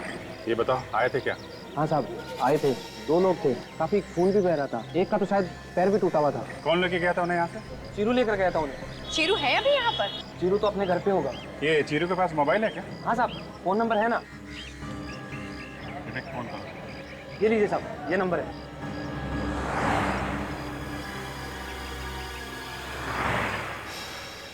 हेलो शीरू, मैं सीआईडी से बात कर रहा हूँ, सब इंस्पेक्टर विवेक। अच्छा, आज 12:30 और 1 बजे के करीब तुमने 2 लोगों को सवारी दी थी ना? हाँ, खून बह रहा था उनका। अच्छा, तुम उन्हें किसी हॉस्पिटल लेकर गए थे ना? नहीं? तो फिर ठीक कह रहे हो ना तुम? झूठ नहीं बोल रहे हो ना? नहीं तो पकड़े जाओगे। ओके, या थैंक्स। तो शीरू कह रहा कि उन्हें किसी शिप्रा मार्केट में छोड़कर आया था। शिप्रा मार्केट? हाँ सर, किसी पुष्पांजलि नाम की दुकान के सामने। पुष्पांजलि दुकान? चलो ढूंढते हैं।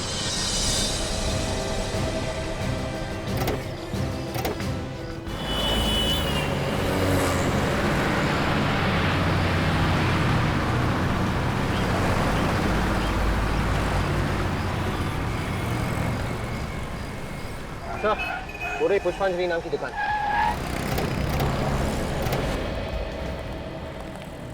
आइए साहब, बहुत ही अच्छे मौके पे आए आप लोग। फेस्टिवल का टाइम है, कुछ भी उठा लीजिए, 50% का डिस्काउंट है। 50% डिस्काउंट? अरे वाह, मेरी वाइफ को अगर पता चलेगा तो वो खुशी से पागल हो जाएगी। आपकी वाइफ कहाँ है? रेडी, हर जगह वाइफ की बात करना जरूरी है क्या? नहीं। देखो, हम लोग सीआईडी से हैं। सीआईडी? क्या बात है साहब? यहाँ पे 1-1:30 बजे के बीच 2 लोग ऑटो से आए थे क्या, जिन्हें चोट लगी थी और खून बह रहा था। कहीं आप लोग कुणाल की तो बात नहीं कर रहे हैं? कुणाल? जी साहब, वही तो आया था, लगता है उसका एक्सीडेंट हो गया था।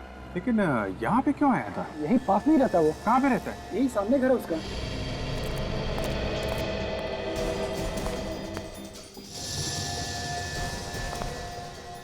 दरवाजा तो खुला पड़ा है। दिख रहा है फ्रेडी?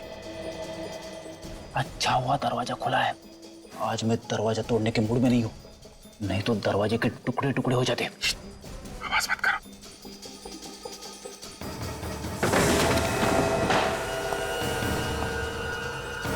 My God. सर, इनकी मौत एक्सीडेंट की चोट की वजह से तो नहीं हुई या किसी ने इन्हें मार दिया? नहीं विवेक, एक्सीडेंट से मौत नहीं हुई है। गोली का निशान यहाँ, इसे भी गोली मारी गई है। तो इस घर को देख के लगता तो नहीं कि यहाँ पे हाथापाई हुई थी। जिसने भी इन्हें मारा है, ये दोनों शायद उसे जानते थे। गोली चलने की आवाज बाहर क्यों नहीं सुनाई दी? हो सकता है कि खूनी ने गन पे साइलेंसर लगा रखा हो। ये जो गहने लूटे गए हैं ना, ये खून भी शायद उसी की वजह से हुए हैं। जरा पता करो, वो गहने अभी भी यहीं पे हैं क्या?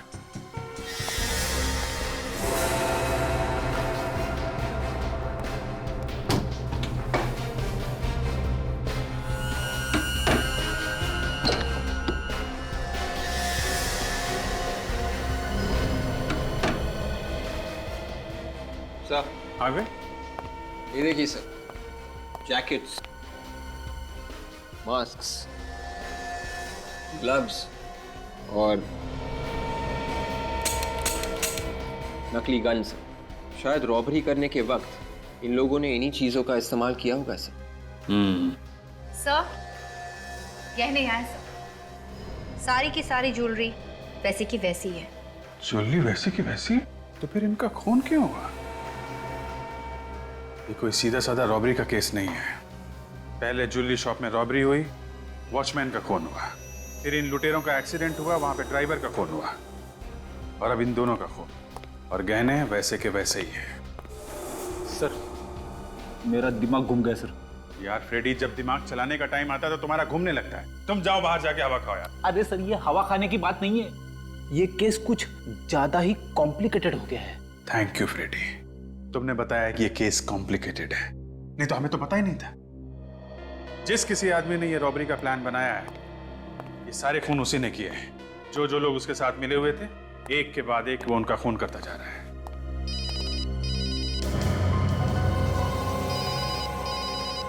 फोन कहाँ बज रहा है?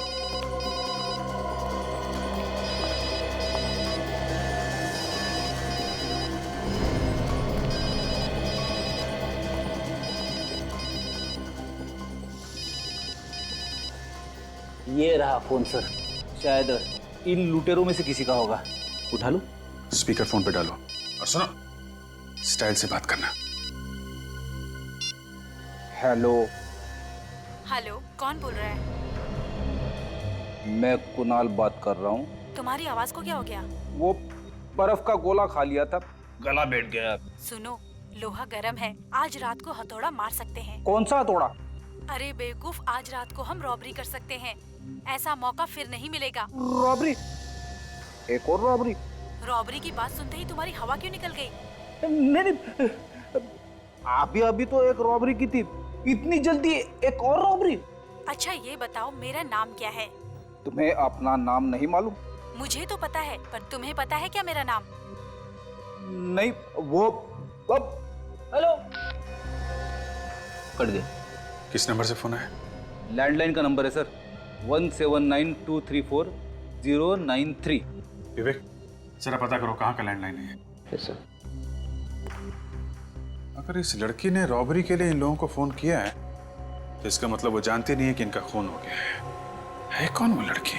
सर, इस लड़की के फोन से साफ पता चल जाता है कि ये रॉबरी का ही गैंग है। ठीक है सर, कमाल हो गया। क्या हुआ? जिस ज्वेलरी शॉप में रॉबरी हुई थी, ये फोन वहीं से किया गया है। क्या बात कर रहे हो? जहां पे रॉबरी हुई है फोन वहीं से है? मतलब वो लड़की उस ज्वेलरी शॉप के अंदर है? तो आप लोगों ने मुझे यहाँ क्यों बुलाया? आपसे हमने कहा था ना, जब तक ये जांच खत्म ना हो जाए आप दुकान नहीं खोलेंगे। हाँ कहा था, इसलिए तो मैंने दुकान नहीं खोली। तो दुकान आपने नहीं खोली तो फिर आपकी दुकान से फोन किसने किया? मेरी दुकान से फोन? नामुमकिन। 1792340093, ये फोन नंबर आप ही की दुकान का है ना? हाँ मेरी दुकान का। इस मोबाइल पे आया है आपकी दुकान से कॉल। दुकान से फोन कैसे आ सकता है? इसी नंबर का कोई पैरेलल लाइन है आपके घर पे या कहीं और? कोई पैरेलल लाइन नहीं सर। तो बात साफ है, फोन आप ही की दुकान से किया गया है। अरे सर, आपने ताला लगाया है, ताला लगा हुआ इसको सील करके आप गए, चाबी आपके पास में, मैं दुकान कैसे खोलूंगा? दुकान का और कोई रास्ता तो नहीं है? कोई रास्ता नहीं। फिर तो एक बात साफ है कि वो लड़की अब भी अंदर है। लड़की और अंदर? अंदर चल के देखते हैं।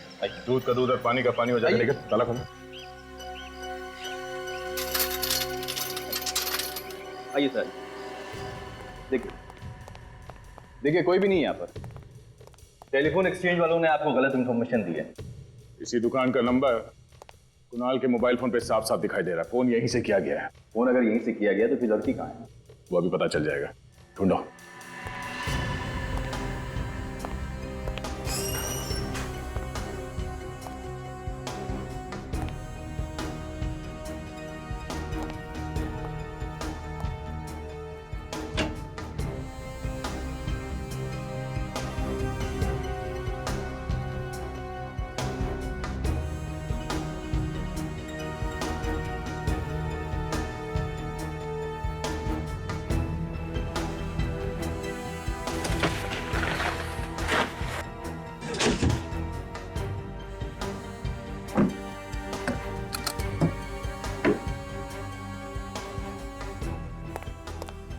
सर, कहीं ये आत्मा वात्मा का चक्कर तो नहीं है?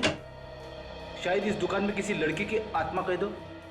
हाँ फ्रेडी, मुझे भी कुछ ऐसा लगता है कि ये कोई आत्मा का ही चक्कर है, और ये पता करने के लिए आज रात तुम्हें यहाँ अकेले ही रुकना पड़ेगा। ये क्या? सीमेंट और पेंट? आप मजाक कर रहे हैं सर? फ्रेडी, ड्यूटी पे मैं मजाक नहीं करता। सर, हाँ सर, कुछ मिला क्या? ये देखिए, ये पेंट और सीमेंट यहाँ पड़ा हुआ था। यहाँ पे कहां से आया? छत पे तो कोई सीलन भी नहीं है। कहीं ये दीवार में से तो नहीं गिरा?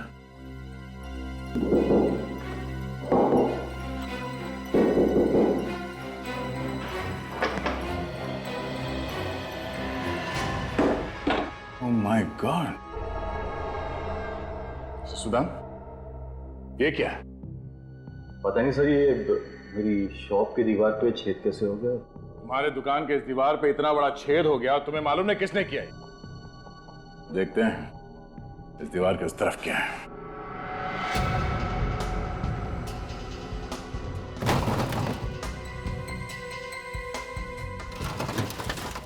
मेरे बैंक लॉकर क्यों हिल रहा है?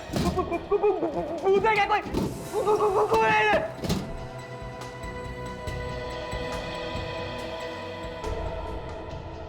कौन? ये तो मेरे बैंक का लॉकर है। आप लोग कौन है? यहाँ क्या कर रहे हैं? आप कौन है? मैनेजर इस बैंक का, रमेश। लेकिन सर आप लोग कौन? घबराइए मत, हम लोग सीआईडी से हैं और बैंक में सब कुछ ठीक ठाक है ना? हाँ सर, लेकिन क्यों सर? देखिए, हमें शक है कि आपके इस बैंक में जल्द ही डाका पड़ने वाला है। डाका मेरे बैंक में? ये जो दीवार पे छेद है उसके उस तरफ एक ज्वेलरी की दुकान है जहाँ पे रॉबरी हुई थी, तुम्हें मालूम है ना? हाँ सर, मुझे पता है। और अब लगता है कि अगला नंबर आपके बैंक का ही है। मेरे बैंक का? हाँ सर, लेकिन क्यों सर? देखिए, आप अपने बैंक के पैसे चेक कर लीजिए, शायद है कि नहीं है, देख लीजिए।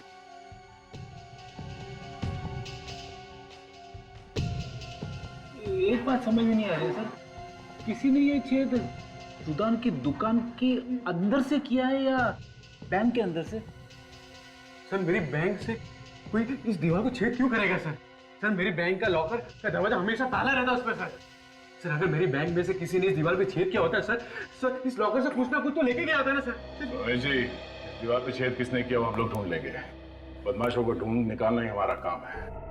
अगर अब लग रहा है कि आपके बैंक में कुछ गड़बड़ होने वाली है, किसी ने बहुत लंबी चौड़ी प्लानिंग की है आपके वॉल्ट रूम में डाका डालने के लिए। लेकिन अब तो मेरे बैंक में कुछ नहीं होगा ना सर? अब तो आप लोग यहाँ पे आ गए ना सर? सर, कुछ नहीं होगा ना सर? होगा। लुटेरों को पकड़ने के लिए जाल बिछाना होगा।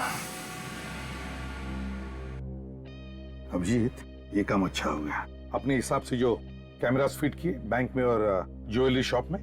सर 5:30 होने वाले हैं, बैंक बंद होने वाला है, अभी तक वो लुटेरे आए नहीं।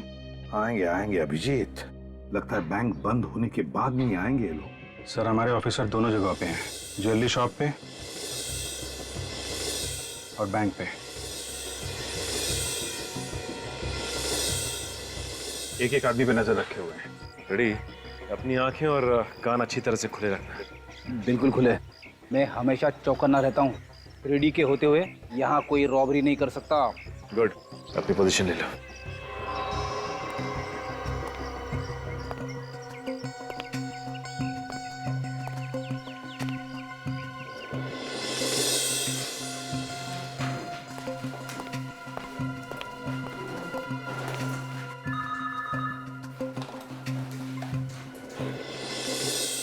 अभिजीत, एक बार सबके साथ फोन करके देखो कांटेक्ट बराबर हो रहा है ना?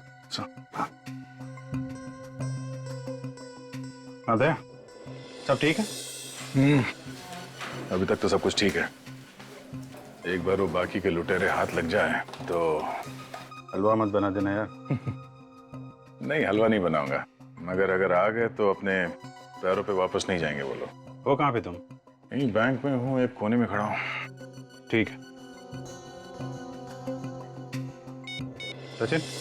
हाँ सर। जमे हुए हो ना? मैं और फ्रेडी दुकान के सामने ही सर। हाँ सर, अब तक तो कोई गड़बड़ नहीं हुई। ठीक है, जमे रहो, सब बराबर है सर।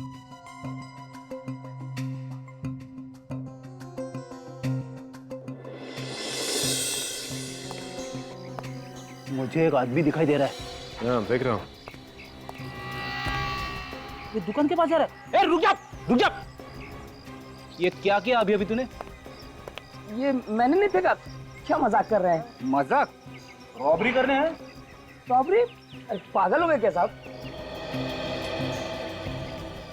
ये कागज का टुकड़ा तूने फेंका ना? ये पेपर तो खाली है। क्या था इस पेपर में? मैंने भजिया खा के फेंका इसे। भजिया? ये ले, इसे कचरे की पेटी में फेंक, क्या समझे? क्या साहब, खुद ही फेंक दूं ना? मैं सीआईडी से, समझे? सीआईडी से? देश को गंदा करने के जुर्म में तुझे अंदर कर दूंगा। नहीं साहब, फेंक देता हूँ। Good Freddy, I am really impressed. ये शहर को गंदा करने वाले लोगों को ना इसी तरह से डांटना चाहिए।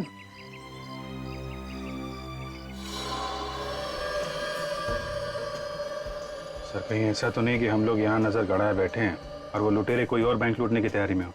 नहीं अभिजीत, देखो हमें कम से कम ये तो पता है कि जो कुछ भी होने वाला है यहीं पे होने वाला है। और फिर डिटेक्शन में छोटा सा सुराग भी क्यों ना हो, उसे हम आधे पे तो कभी नहीं छोड़ते। हमारी पूरी डिटेक्शन उस छोटे से सुराग पे ही टिकी रहती है। Yes sir. और यहाँ ज्वेलरी शॉप में तो इतना बड़ा छेद है सर।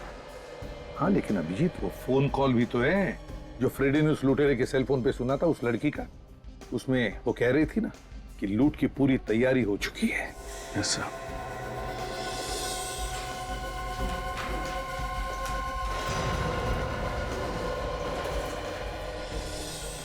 कहाँ दे? बैंक बंद होने जा रहा है, सब लोग बाहर जा रहे हैं, ध्यान से लगे रहो। ओके?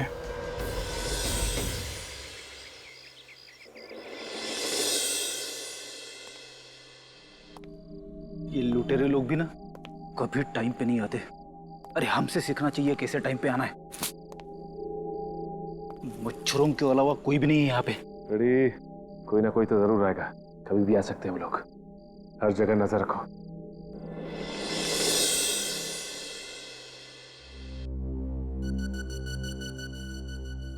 साढ़े 8 बज गए सर। लुटेरों का कुछ अता पता नहीं है। बैंक तो बंद हो गया और अभी तक कुछ हुआ नहीं यहाँ पे। सर, ये ज्वेलरी शॉप के अंदर लड़की कहाँ से पहुंच गई? सचिन तो वहीं पर खड़ा है, ये लड़की अंदर गई कैसे? हेलो सचिन, अभी सुदन के ज्वेलरी शॉप में एक लड़की अंदर आई है क्या? नहीं सर, यहाँ तो कोई लड़की नहीं आई। ज्वेलरी शॉप के अंदर लड़की है, कैमरे में दिख रही है। सर हम तो दुकान के सामने खड़े, मैं और फ्रेडी सर हिले भी नहीं यहाँ से। इसका एक ही मतलब हो सकता है अभिजीत, ये लड़की पहले से ही अंदर थी, पहले से ही। अरे ये कैमरे में क्या चीज लगा दी सर? कुछ दिख नहीं रहा। कुछ काले रंग का है अभिजीत।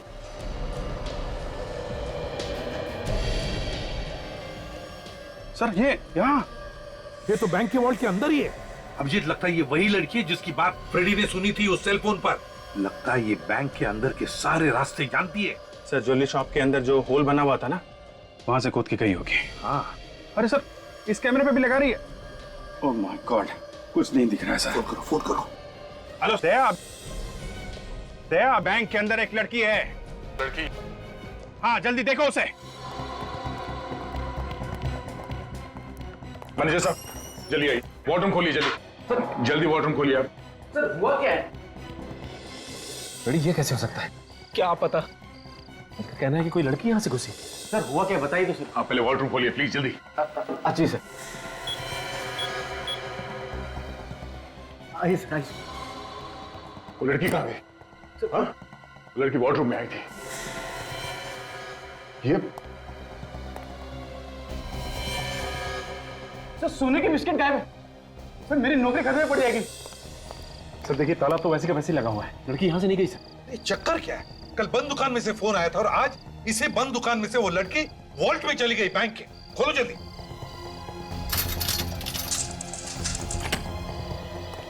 जल्दी से उस पेंटिंग के पास चलते हैं।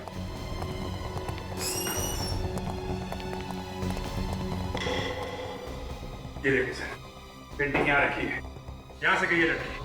अभिजीत, बैंक के वॉल्ट में चलते हैं। सचिन, फ्रेडी, तुम लोग यहीं पर देखो कुछ मिलता है क्या? अभिजीत। सर कहाँ है वो लड़की? कहाँ है?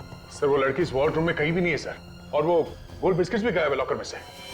गोल्ड बिस्किट भी गायब है? हाँ, और सर वो लड़की यहाँ इस दरवाजे से नहीं जा सकती क्योंकि ये वॉर्ड रूम का दरवाजा बाहर से बंद है। समझ में नहीं आ रहा है, वॉल्ट रूम का दरवाजा बाहर से बंद है, उस दुकान का दरवाजा बाहर से ताला लगा हुआ है, तो फिर वो लड़की गई तो गई कहाँ?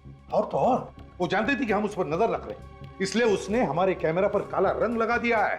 सबसे पता कैसे चला कि हम लोग कैमरे से उस पर नजर रखें? कुछ समझ में नहीं आ रहा है, लेकिन अगर वो लड़की यहाँ इस वॉल्ट में नहीं है तो फिर वो जरूर उस ज्वेलरी शॉप में होगी। देखते हैं, चलो।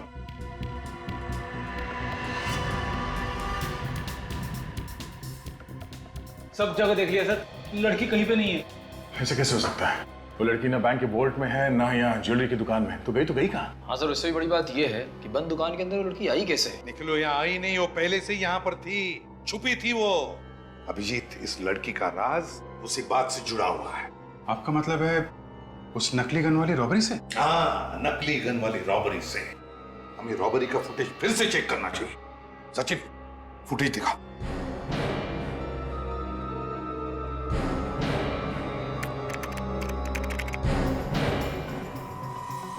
सर ये काले कपड़े वाली लड़की तो वही है जिसे अभी अभी हमने फुटेज में देखा था वॉल्ट रूम में।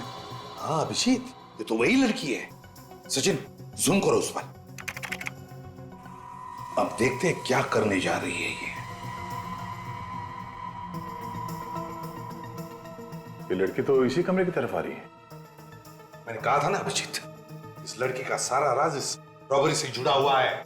इस रॉबरी का फायदा उठा के उसने ये छेद बनाया दीवार में। मगर सर कोई इतना बड़ा छेद इतनी जल्दी कैसे बना सकता है? ये एक दिन का काम नहीं है दया, काफी दिनों से लगी रही होगी वो लड़की यहाँ पे। जरूर यहीं पर छुप कर उसने ये सब काम किया है। मुझे तो लगता है अभी भी वो यहीं पर छुपी हुई है। निखिल, सुदान को बुलाओ जल्दी। इस केस में बहुत कुछ हुआ है सर। पहले तो ये ज्वेलरी शॉप में लूटपाट, उसके बाद सिक्योरिटी गार्ड की मौत, उसके बाद उन 2 लुटेरों की मौत, और अब ये लड़की गायब। मैं कह रहा था ना, ये किसी आत्मा। चुप रहो तुम, दिमाग खराब करते हो। आइए। सुदान जी। जी सर। आपके दुकान की दीवार में ये छेद कैसे बना? किसने बनाया ये? मुझे नहीं मालूम सर उसके बारे में। मालूम नहीं कैसे? ऐसे ही थोड़ी बनाई। सर मेरी बात पे यकीन कीजिए, मुझे कुछ भी नहीं मालूम उसके बारे में। बिल्कुल यकीन नहीं है आपके ऊपर, समझे आप? सर नहीं मालूम मुझे। सब पता चल जाएगा हमें, समझे? ये तुम्हारा स्टोर रूम है ना? जी। खोलो, देखना है ना। अब यहीं पर रुकिए।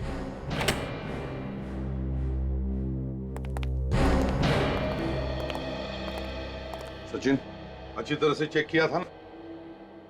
यही कहाँ होगी ये लड़की? देखो जरा अच्छी तरह से, देखो देखो।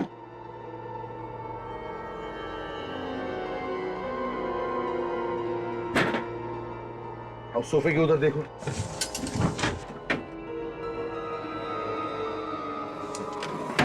यार, मुझे इस कैबिनेट का डाउट आता है।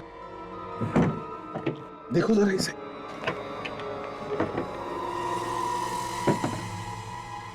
ये लड़की तो अंदर है। तो लड़के, चलो बाहर निकलो। काजल देखो जरा। उठ, उठ, उठ, उठ। सब सी तो मर चुकी है। लड़की मर गई है? अभी अभी तो देखा ना हमने इसे वॉल्ट पे जाते हुए। इसके बदन पे कोई चोट वगैरह के निशान भी नहीं है।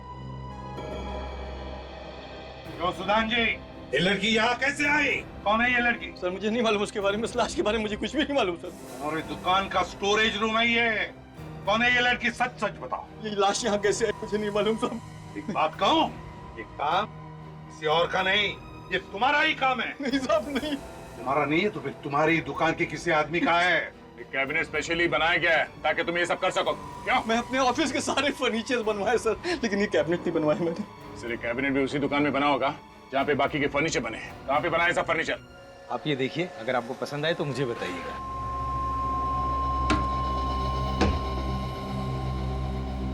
नमस्ते। नमस्ते। हमें एक कैबिनेट बनवाना है जिसके अंदर ये आदमी फिट बैठ जाए। क्यों मजाक कर रहे हो साहब? वैसे इनको कैबिनेट के ऊपर बैठना है या अंदर फिट करना है? नहीं नहीं नहीं, कैबिनेट के अंदर। अगर इनको अंदर फिट करना है तो 6 फुट का कैबिनेट बनवाना पड़ेगा सर। ऐसा कैसे हो सकता है? जब एक 5 फीट की लड़की 3-3.5 फीट के कैबिनेट के अंदर घुस सकती है तो ये कैसे नहीं बैठ सकता? सर कौन सी लड़की और कैसा कैबिनेट? हम लोग सीआईडी से। सीआईडी? अब चुपचाप बता। साहब मैंने कुछ नहीं किया। ये हाथ देखा? ऐसा पड़ेगा ना तेरे। बोल। अच्छा ये बताओ कि सुदान की ज्वेलरी शॉप के फर्नीचर तुम्ही ने बनाए थे ना? उसका फर्नीचर मेरी दुकान पर बना है। और एक ऐसा कैबिनेट भी बना के दिया जिसके अंदर पीछे की तरफ कोई छुप के बैठ सकता है। क्यों?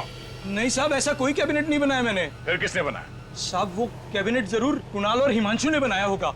सुदान की दुकान का काम वही कर रहे थे, लेकिन सुदान का फर्नीचर बनने के बाद उन्होंने मेरे यहाँ काम करना छोड़ दिया। ये दोनों कहाँ हैं अभी? कुछ मालूम है?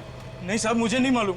अच्छा ये बताओ कि ये दोनों वही हैं जो शिप्रा मार्केट में वो पुष्पांजलि दुकान के सामने रहते हैं? हाँ वही रहते हैं, लेकिन आपको कैसे मालूम? वो सब छोड़ो, पहले ये बताओ कि इस लड़की को उन दोनों के साथ कहीं देखा है? लेकिन ये तो। हाँ, इसका खून हो गया है। खून? हाँ खून। कुणाल और हिमांशु को भी मार दिया किसी ने। कौन है वो जो एक एक करके सबको मार रहा? मालूम है तुम्हें? हाँ? नहीं सर। अब चुपचाप बता, समझा? सर मुझे कुछ नहीं मालूम सर। यार इतने साल हो गए खून के अलग अलग केसेस सॉल्व करते करते, लेकिन अब तक ये कह नहीं सकता कि मैंने सारे तरीके देख लिए क्राइम करने के। यही देखो।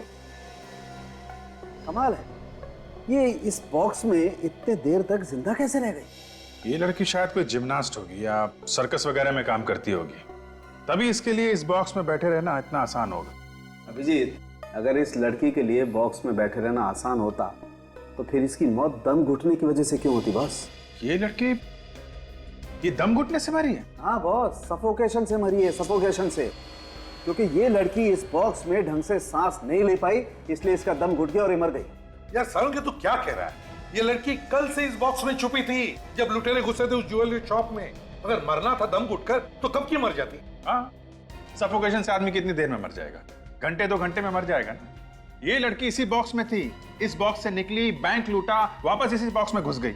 और तो और, जब हम लोग वहां उस ज्वेलरी शॉप में तहकीकात कर रहे थे तब चूं तक नहीं किया था इस लड़की ने। बॉस ये सब कुछ मैं नहीं जानता, तो मुझे लगता है बैंक लूटने के बाद इस बॉक्स में कुछ ऐसा हुआ है जिसकी वजह से इसे सफोकेशन हुआ और मर गई। एक बार फिर से इस बॉक्स को चेक करते हैं।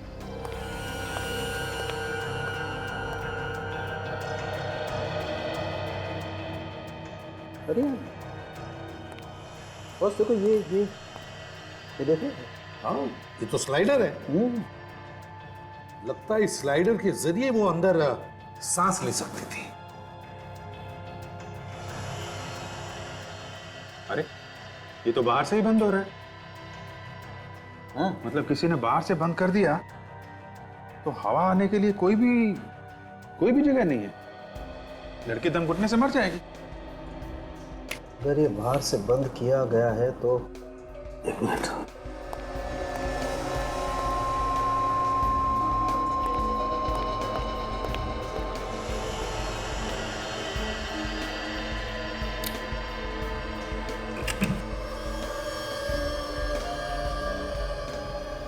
ये देखो बॉस, ये खूनी यहाँ पर चुप कर गया। यार सुबह थाने के हमारे रिकॉर्ड में चेक करके देखो ना किसके उंगलियों के निशान है। चलो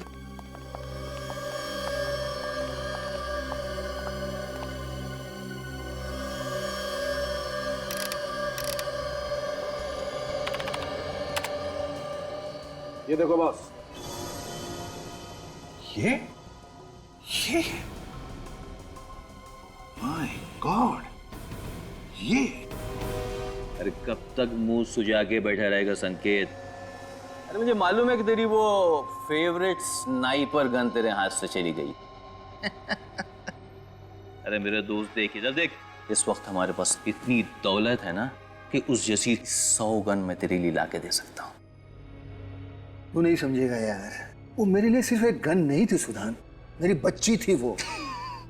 इतने प्यार से रखा था मैंने उसे। तो अब क्या करेंगे? क्या करना और क्या नहीं ये हम तय करेंगे।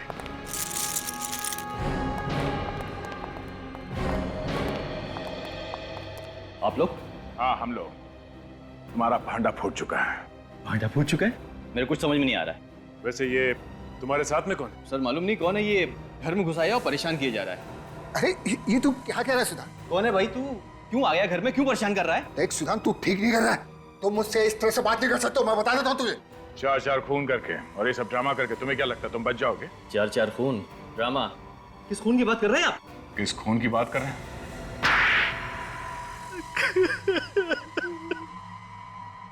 तो बता कौन है ये?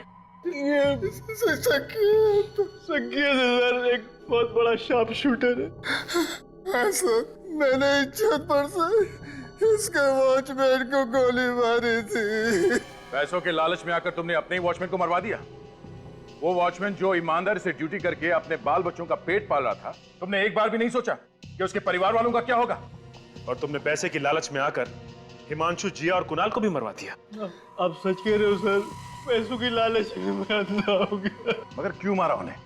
उन लोगों ने तो तुम्हारा साथ दिया था। वो जिया तो दिन भर उस बक्से में बैठी। इसे मना किया था सर, लेकिन ये नहीं माना। कहने लगा कि सोने के बिस्किट उन्हें क्यों दे, उन्हें मार देंगे तो हमारा फायदा होगा। अच्छा, तुमने अपनी ही ज्वेलरी की दुकान में ये डाका क्यों डलवाया? क्योंकि हम जानते थे सर कि अगर हमने बैंक में चोरी की तो आप लोग इंक्वायरी करोगे और हम तक जरूर पहुंच जाओगे। इसलिए हमने अपनी ज्वेलरी शॉप में ही डाका डलवा दिया, जिसमें आपका शक अब तक न जाए सर। सीआईडी बेवकूफ नहीं है, समझे? इतना गंभीर अपराध किया तुम लोगों ने, फांसी तो जरूर होगी तुम दोनों को।